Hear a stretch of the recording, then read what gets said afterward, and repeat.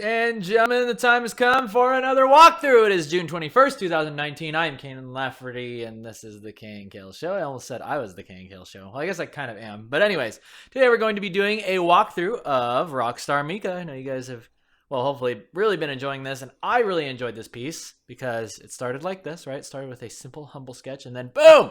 We finished it off with the intense lighting. Another go at intense lighting, and I was actually really happy with how this turned out.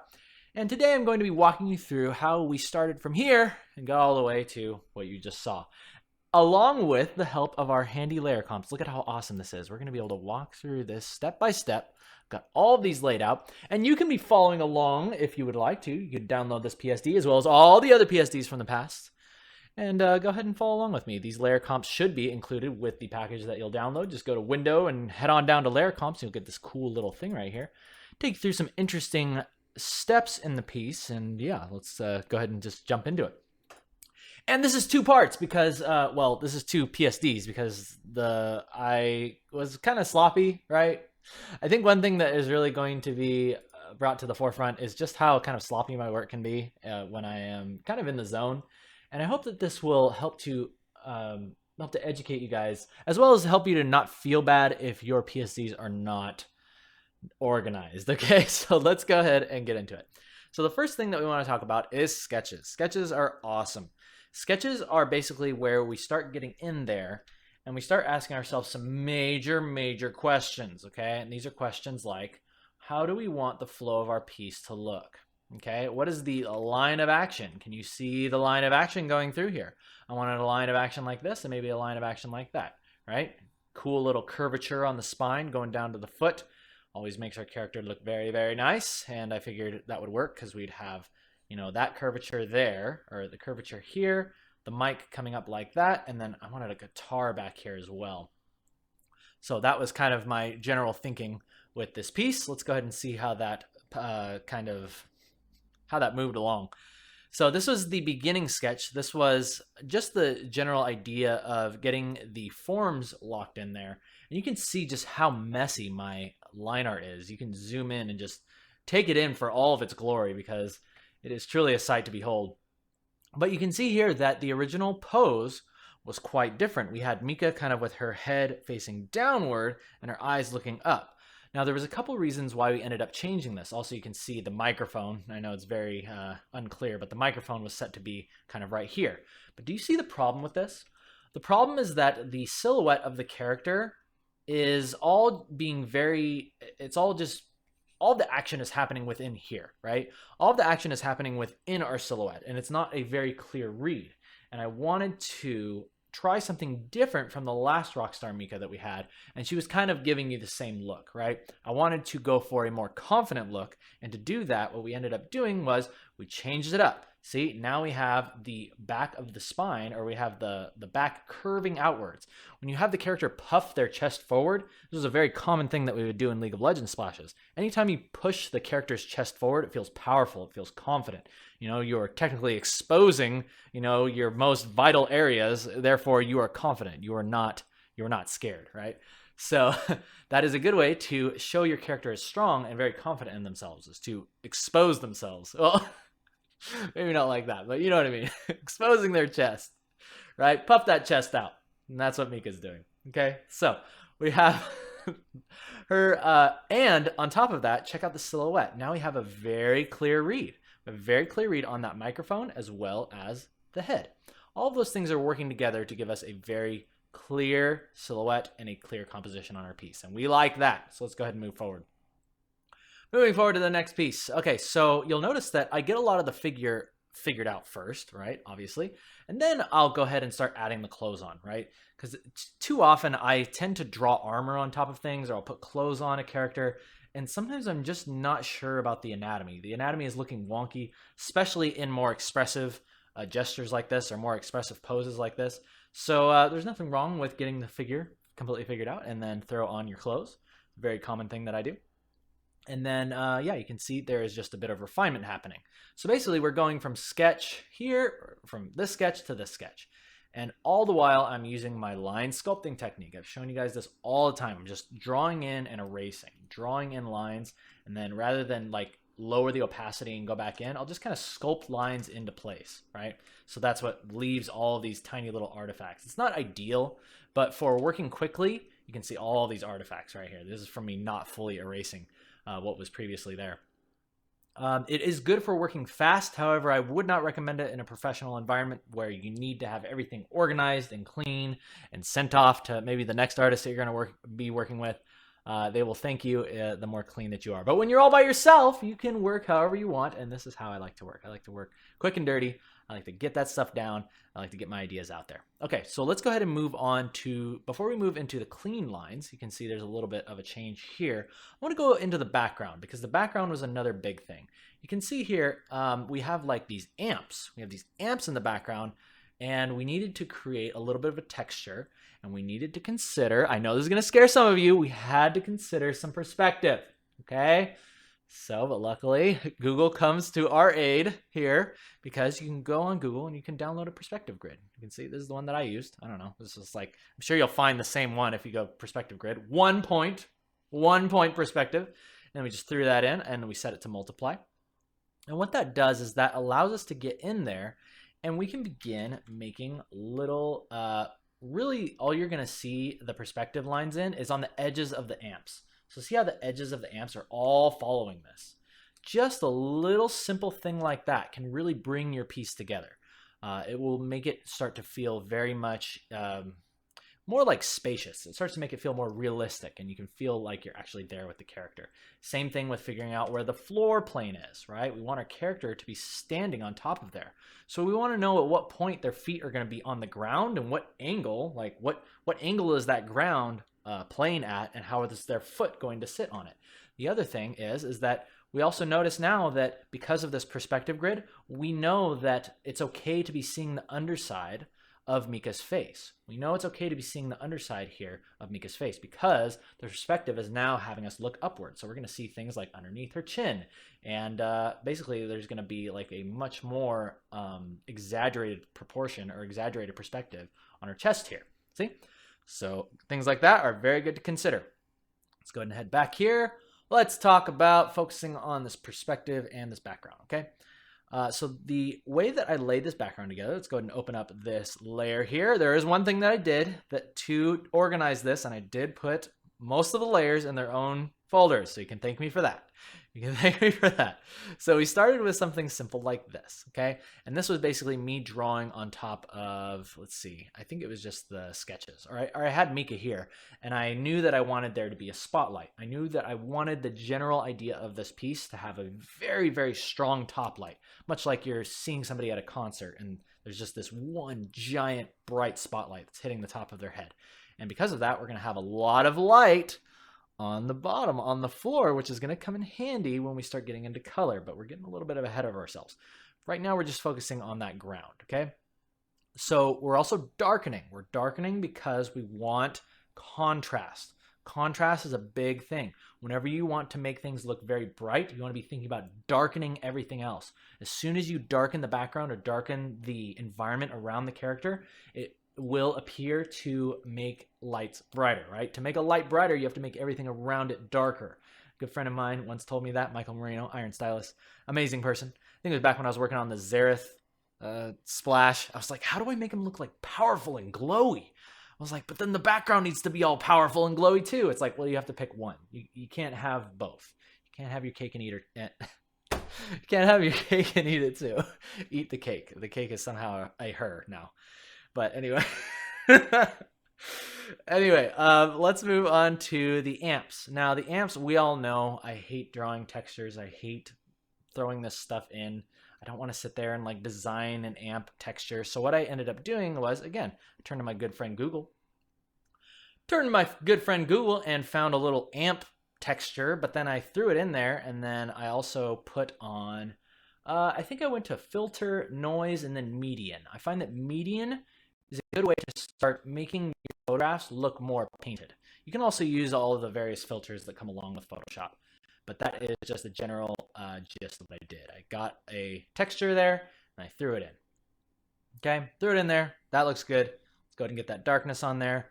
One thing that really works well with these types of textures is thinking about layer masks. Now take a look at this mask that's on here. What is that? Well, let's go ahead and disable it. I'm actually just going to use my mouse for this.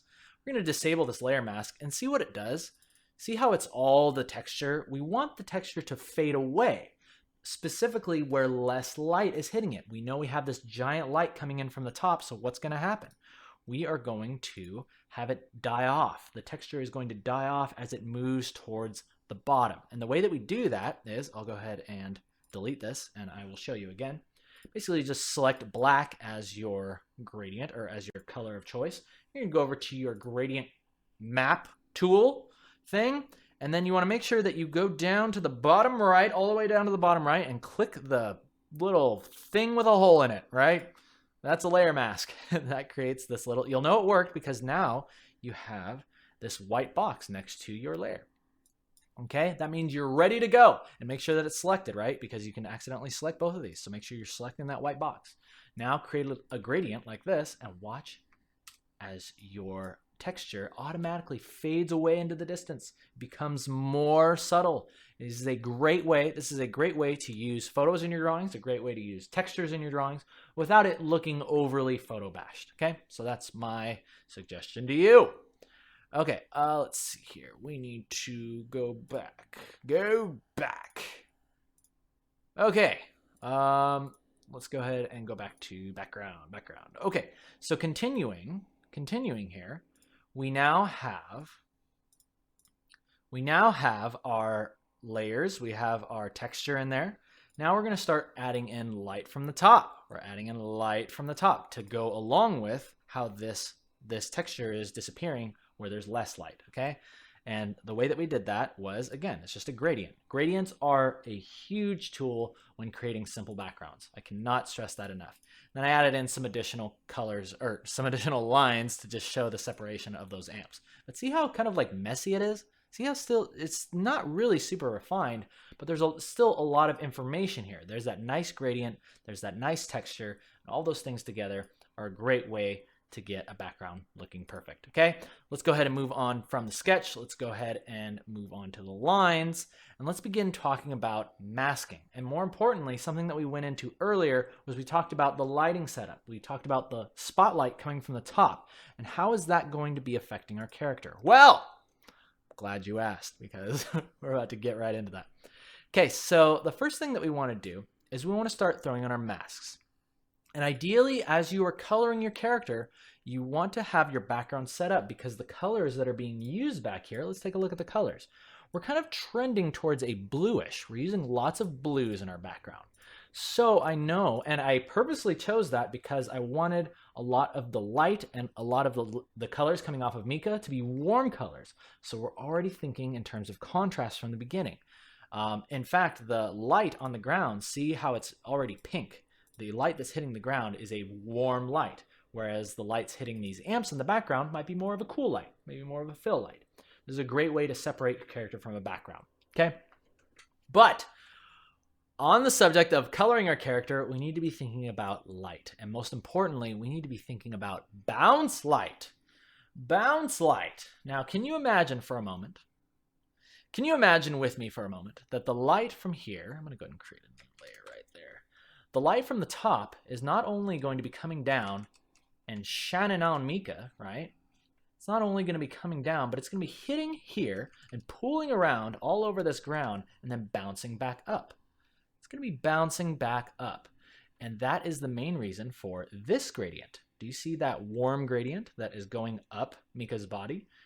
That is because of reflected light, and it's a very quick way to start lighting your character. So that's the first thing that I did. I put on my mask for my character, and then one of the first layers that I put on there, you can see it's just this gradient.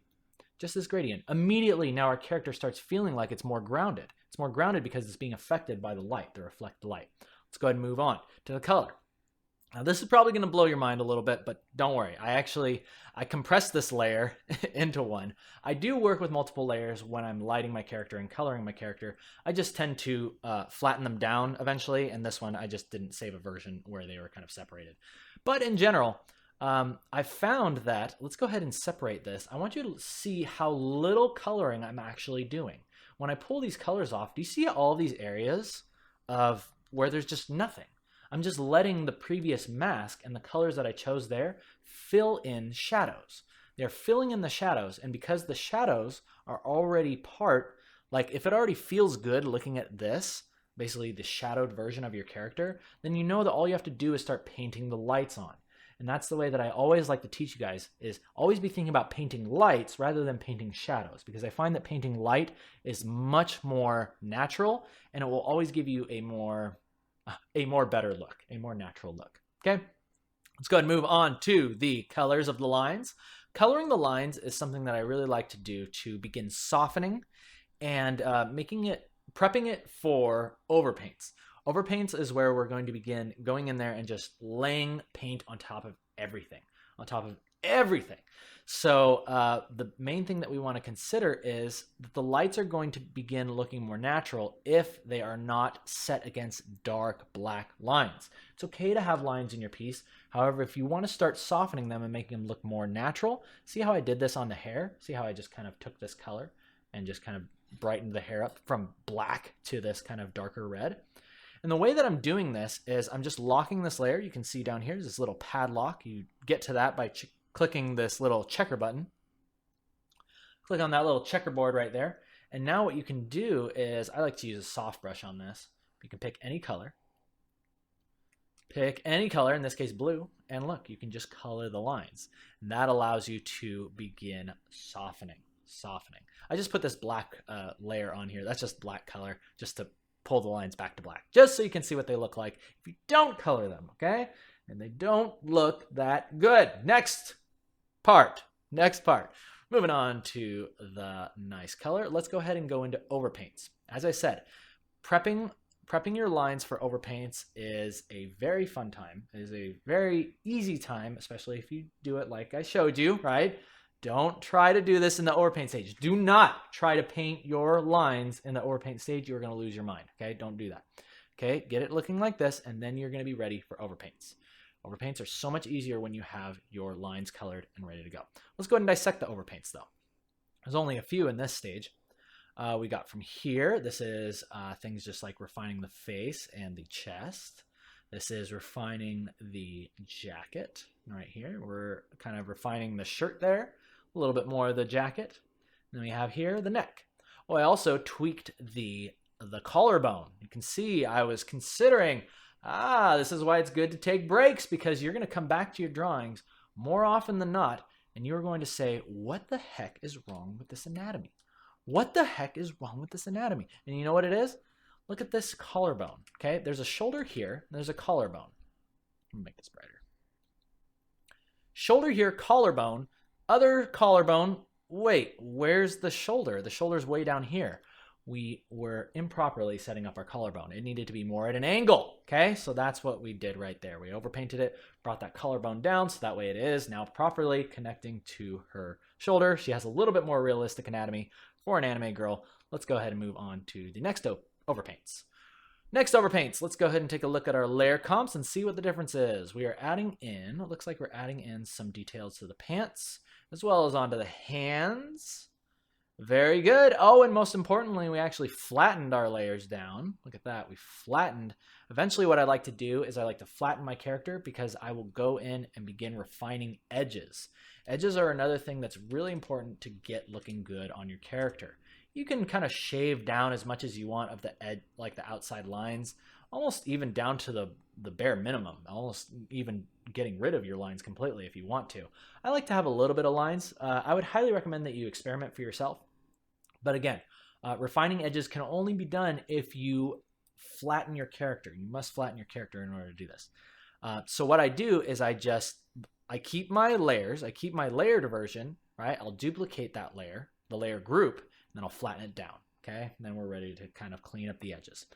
Add on those good old overpaints. I always have trouble with anime eyes. I find that anime eyes look good in line art, but the more you refine it, I'm sure you've noticed this too, the more that you refine it, the more it starts to look really strange.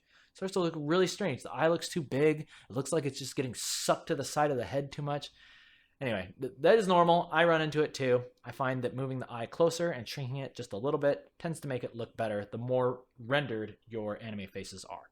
Okay, moving on. Let's go ahead and move to the it looks like we're getting ready to move on to part 2.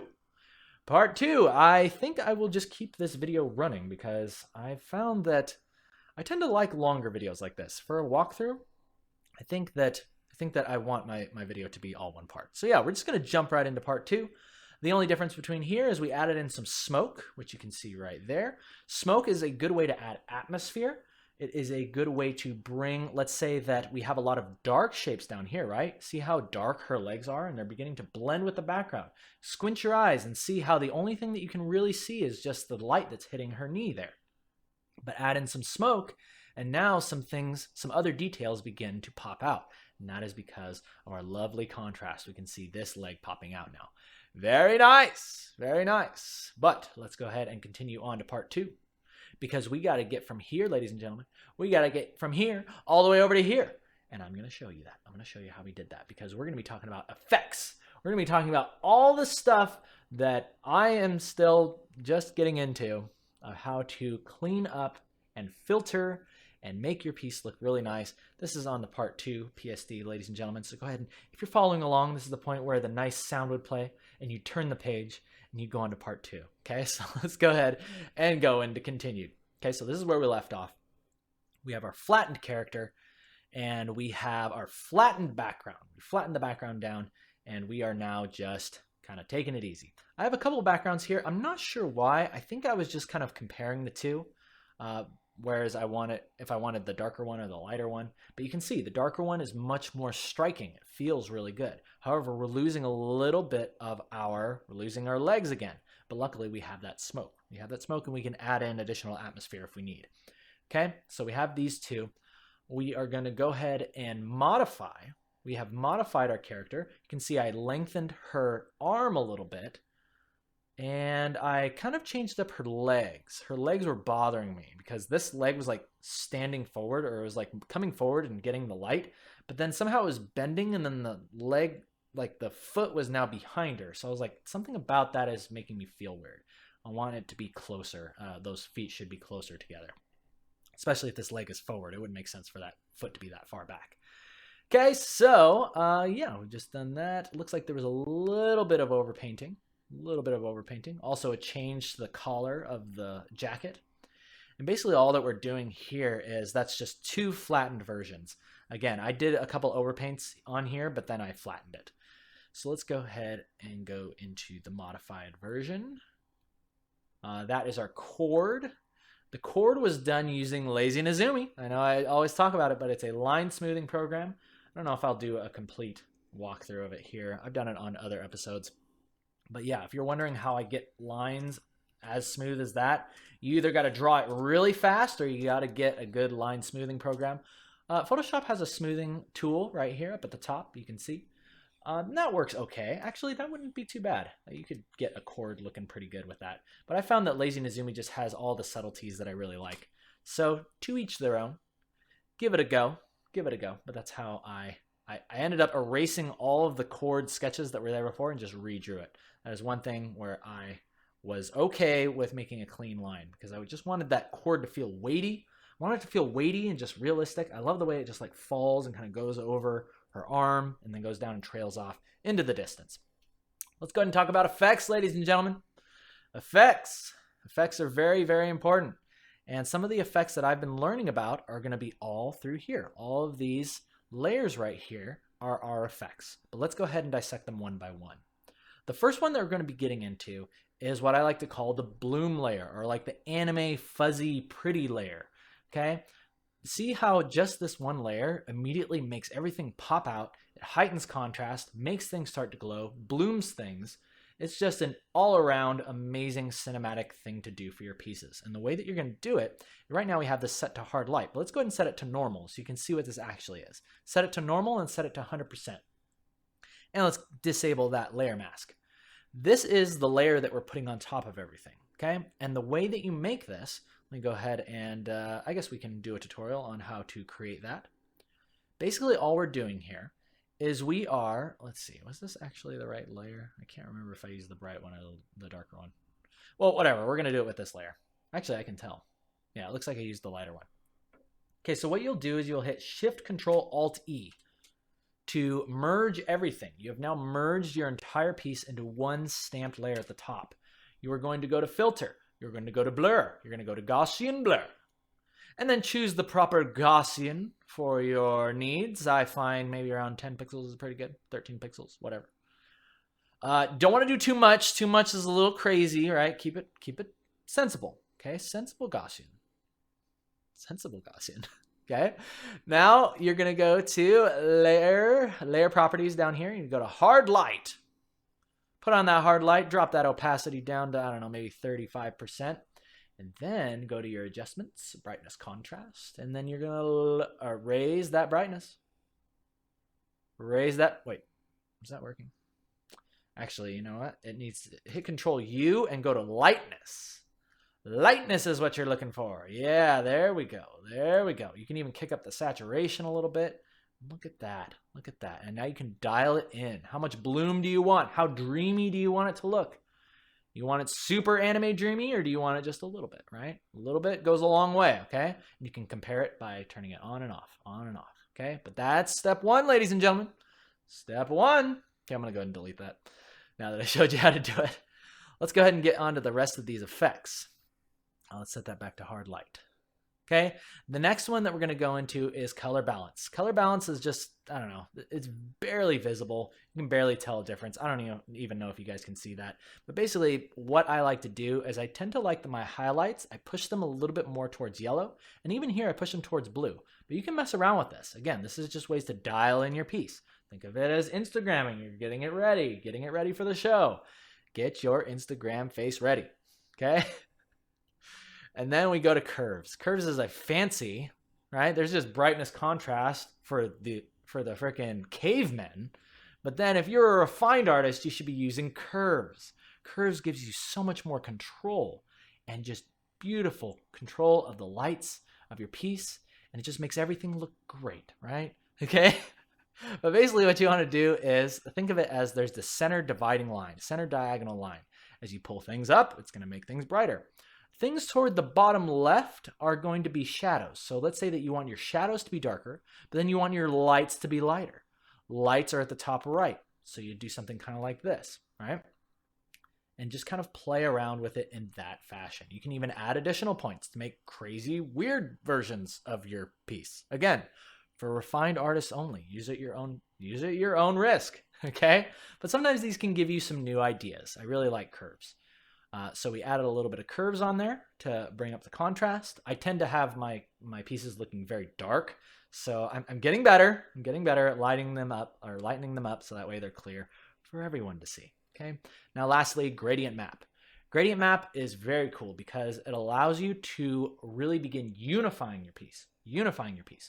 And the way that you do that, oh, by the way that I'm creating all of these layers, sorry, I didn't throw this in there, but all I'm doing is I'm going up to layer, and then I'm going to new adjustment layer. You can see here, there's your curves right there. There's your color balance right there. And the one that we're going to be talking about right now is gradient map. So let's go ahead and make a new gradient map. I'm going to show you what this does. Gradient map ahoy. I'm going to go ahead and throw this on there. That is cool. I really like this version right here. I think this is by default. The just comes with the gradient maps. Makes your basically on the left, this represents your shadows, makes those blue, and then your lights, which are represented by the right color, orange. What this does is it makes everything look really nice and pretty. And what you can begin doing is, again, go to your layer styles. And I found that lighten tends to look very nice. You can play around with all the other layer styles, but my go-to is usually almost always lighten. Now, what this does is, see how there's no color? See how there's no color in these, oh wait, hang on. Let's go over here where I can actually see these colors. Okay, so see how there's no real color in this? I mean, yeah, it's kind of moving towards red, but all of the dark shadows in here are all just very dark and desaturated. But when we introduce our gradient map into the mix, it begins unifying everything. Now all of our shadows, you can see, now all of our shadows have a bit of that blue to them, a little bit more of that purple saturation to them. This is technically what a lot of Instagram filters are doing. They're unifying your pieces. They're making them more artsy, right? So you should be using them in your pieces as well. And the cool thing about this is that you can choose what color your shadows will unify to by going into your gradient map, right? You just click this little button right there, just double click that, click on that bar, and let's say that you want all of your shadows to unify towards red. See, you can choose that. You can choose that very easily. Let's say that you want your lights to all unify towards green for some reason. Okay, now you have, again, a completely different version. And you have unified your colors, given them a cool touch. Okay, so that's what we did with that gradient map. Let's go ahead and get rid of that. Gradient map just a tiny bit, and you'll notice that there's also a mask on here because I wanted to mask the character. I wanted to mask Mika out of it. The reason why is because watch as I disable this. See how she becomes kind of light and washed out? I liked a little bit of that texture, and I liked the contrast that was there before. So we can switch back and forth, just see how that looks. See how bringing Mika back into this, again, separates her from the background. Separate your characters from the background. You're going to have a good time. And the way that I do that, again, is once you created a mask, you basically only have to worry about painting black and white. Because as you'll see, anywhere that I paint black on this mask, see how it pulls us back to where we were before? It's very low contrast, but I'm sure you can see that. And see how it's reflected on our gradient map right down below. Okay? There we go. There's your effects, ladies and gentlemen. There's your effects. Now I'm a naughty boy, and technically effects are supposed to be the last layer that you put on your piece, but I am very sloppy, and I will throw some effects on there, and then I'll look at it and be like, you know what? I just want to start putting on some more overpaints. So I do. That's exactly what I do. I go back in there and I start overpainting. Now this is where things start getting really interesting because as you're messing around and mixing all of these colors, you start to see really cool relationships. You're like, oh wow, let me just take a look at this really quick. Let's see. So we've got this pink up here, and I highly recommend that you always do this in your piece, especially as you start using gradient maps and start mixing around all of these different colors. You're going to start seeing things that are pleasing to your eye, and I urge you to get in there and start playing around and seeing why they're pleasing to your eye. Why does this pink look good next to this one? And then why does it look good transitioning into this one? Well, there's like this kind of purple in there, but it looks really nice. Maybe I should grab some of that purple and add it over here. And that's exactly what I did. See how that purple is that exact purple? I was like, I like that purple. I'm going to add it in over there. And you're going to start getting to the point where I like to call, you're like in the color zone, I guess. You're in the color zone where you now can start just grabbing colors and throwing them around different parts of the piece. And it's going to start generating a lot more interest in your colors. Another good example is right here. Look, I added that purple into the shadows of anywhere that was pink. Anywhere that was pink. And I think that was just because I saw that one color there. I was like, I like that color. I want to start introducing that around to the rest of the piece. So now you have this really cool relationship wherever there's shadows of this pink followed by that purple. Awesome. Yes, I hope you like it. Hope that helps you out. Let's go ahead and move on to some additional bloom. Bloom, I always like to use hard light as my color or as my layer style. Hard light I find just works good all the time. All the time hard light. Some other people prefer color dodge, right? I'm not knocking that, but hard light works well for me. So yeah, now we're moving into dust. Moving into, oh yeah, this was a really important one. Look at how much we darkened this background. Look at how much we darkened it. Wait, was it always darkened like that? I'm now convinced that we were working with the dark version this whole time. Let's consult our layer comps. Let's see here. Actually, I'm not sure. I'm actually not 100% sure which one I used. Well, actually, there's a way to check. There's a way to check. Oh, what do you know? It was the lighter background. Okay, well, there must be some other layers in here that I haven't seen yet. Okay, so let's go ahead and backtrack just a little bit, right? So we've started from here. We've modified our character. We've added those effects. Next, we're going to start moving into atmosphere. Atmosphere is the next level of pushing your character to feel like they are being lit in a spacious area, and there is light, and it is affecting not only them, but also the atmosphere, the dust, the particles, the air around them. This really starts pushing your pieces to the next level. Let's dissect, shall we? Let's get into it. Okay, so I just went into the dust, and I started going into this darkening layer. Now, basically all I did here, let's go ahead and set this to normal. Oh wait, that was already to normal. Let's see. Okay, so I just darkened everything. Let's disable this. Let's disable this. Oh! Why is this so hard to do with the pen? Dang it. There we go. Oh, that's what we did. That's what we did. Whenever you're in doubt, just go ahead and right click on this little mask thing if you want to see what I did with that mask, and just hit disable. And what that's going to do is it's going to show you the mask that I created. And again, this was just a stamped version. This is a stamped version of my drawing. And then, and it's blurred again to create space between the character and the background. I blurred the background, and then I masked out the character again.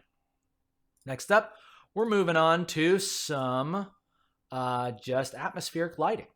Now, the way that I did this was actually, this is slightly, I guess I could give you guys a quick tutorial on this. Why not? Why not? I can throw it together real quick. So all I did to create this light was this. You're probably you're gonna love me for this, but then at the same time, you're probably gonna be like, what? So simple, so simple. So all I did was I took my marquee like this. Let's go ahead and create a new layer.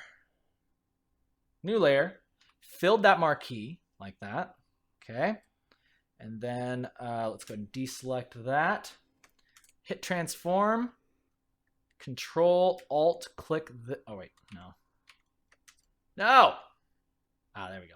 Control, Alt, Shift, click this, right? To kind of bend it in a little bit. Ah, you see what I'm doing here? We're gonna go to our good friend Gaussian blur. Where's our good friend Gaussian blur? This time we can kick it up a notch. Kick it up a notch. Boom. There we go. And let's go ahead and lower that opacity. What? Isn't that awesome? Mask it. Mask it. And then let's go ahead and pick a soft brush. And let's go ahead and throw in some light shafts. Oh my gosh.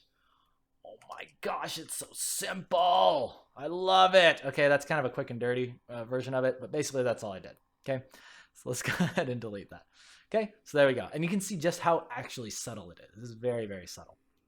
Next up here, let's go ahead and disable this layer mask. What did we do here? Oh, it's just, actually, it's just another stamped version. It's another stamped version with lightness there. A little bit more lightness there. A little bit of a brightness contrast tweak. Feeling good. And this was the point where I was ready to call it quits. I was ready, well, not quits, but I was ready to call it good for submission. But then right before I went to go post this on Instagram and Reddit and all that other stuff, I sat there and I thought about it. And this is another really important thing that I need to drive home. When you think you're ready to post your piece, you're probably not ready. If you can give it time, if you can give it one day's time, you finished it, sleep on it, wake up the next morning, look at it, that is the ideal situation. It is ideal because you're going to come back to it and you're going to see all these things that you could have done differently or things that you might want to add on to. You'll get an idea. And for me, it was, I like this piece, but it's missing the cat. It's missing the cat. It needs another character in there. I want it, like, I'm always a fan and I want to personally push myself to start including more than one character in a piece. Because it just adds so much more story. It adds so much more interest. And so I thought about it. And I was like, man, am I really about to overpaint the cat on top of all of these effects? Am I that crazy? And the answer is, of course. I mean, you already knew that answer. So we're going to go ahead and paint the cat. So let's go ahead and begin. So I started with some line art right there. Put on that mask, and we'll go quicker on the cat, I'm sure. The cat was much, much easier. We put on that color, did a little bit of overpaints, then we flattened our cat, flattened the cat down, and then we started again, just doing our good old overpaints. Let's go and deconstruct a couple of these final layers here, because we got some cool ones. I love drawing this cat. It's so much fun. It is so much fun to draw this cat, because you get to make it all dark, you get to light it from beneath, so it looks all kind of weird and extraterrestrial. And you start putting on like all these different like star fields and glows and things inside of the tail. It's just super fun. It is so fun to paint this thing. Can't believe I almost published this piece without it. Put a little bit of that glow on there. Again, hard light. Look at that. When in doubt, put some hard light glow on it. Make it look nice. Make it look nice. And then, this one before, again, I was concerned about it looked like it was like, is it behind the monitor speaker? Is it like touching it? Is it stepping on it? It was unclear. So I moved it back. So that way there is a clear separation with that silhouette. Very, very important. And then the final bits. The final bits, ladies and gentlemen. Oh yeah, and I'm just such a madman. I actually sat there and these are a couple more edits than the one that was on Instagram, but I actually did overpaints on the same layer as the cat, and you can see what I did here. So these are on, off, on, and off. Actually, wait a minute. Oh wait, okay, there we go. There's the overpaints. There's the overpaints. So I added in, you can see on the jacket, there's like the new zipper. I fixed Mika's eye. I changed up the eye just a little bit more. Again, shrinking it, pushing it forward as you render. And before you know it, ladies and gentlemen, we have ourselves a finalized piece. That is how you make a rock star, people. That is how you make a rock star, Mika. I hope this helped you guys out. I hope that me dissecting this entire PSD really helped you out. Again, if you would like to download it and go through it yourself, highly recommend you get on Patreon and download not only this, but hundreds of other PSDs from all the other episodes of the past. And I would like to thank you guys so much for joining me today. I hope you guys had a great time. I sure did. Let's go ahead and cue up the Instagram, the K&K redraw, because you guys have been submitting some amazing things. And with that, we are going to call it good, ladies and gentlemen. You guys take care. I will see you next time. I'll see you when I see you. And until then, you guys keep drawing, and I hope to see some new stuff from you soon. Okay, take care. See ya. And there's no music. Sorry, there's no music. I forgot to cue it up. So you just get some nice, beautiful art instead. Enjoy.